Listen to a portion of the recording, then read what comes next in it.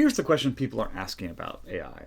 How will it affect the pandas? Well, unsurprisingly, in the nation with the world's highest number of CCTV cameras, researchers are combining imagery with AI, panda face, and behavior recognition models to better monitor this vulnerable species. These AIs are becoming the workhorse for China's conservation monitoring, a system called the Space Air Ground Integrated Network, or for short, the beautifully sounding acronym SAGIN. SAGIN relies on satellite, drone, and inside the giant panda national park alone, over 6,000 on-the-ground cameras to gather data. The observations are used by conservationists to decide how to best protect pandas. And now, AI is becoming the final analyst for these troves of data that would otherwise be consuming countless human hours. For example, the old system of wild panda monitoring relied on rangers spending days or weeks installing cameras in the field, then going back to replace their batteries and memory cards after a certain number of months.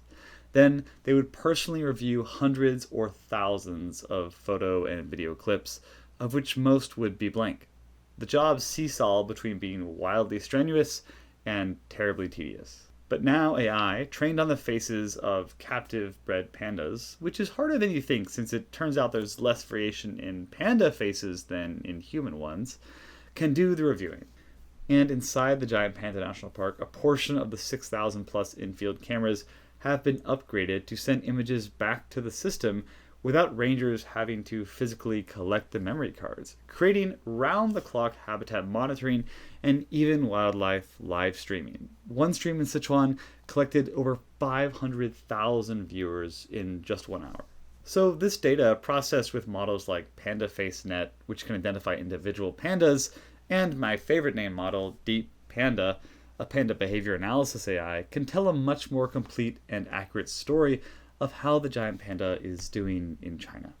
But DeepPanda is just the beginning. Huawei, one of China's leading tech companies, has already deployed similar AI solutions underwater in Norway, helping the nation identify invasive salmon from native salmon and automating the capture of 10,000 invasive individuals to date. But there is another face to this coin, and that is the human one. China has developed some of the most advanced tools for tracking and identifying people. Indeed, Face ID is deployed across the country in everywhere from train stations to vending machines. And this is likely the same technology that is allowing it to develop models like DeepPanda. And that's another reason why this is such a fascinating development.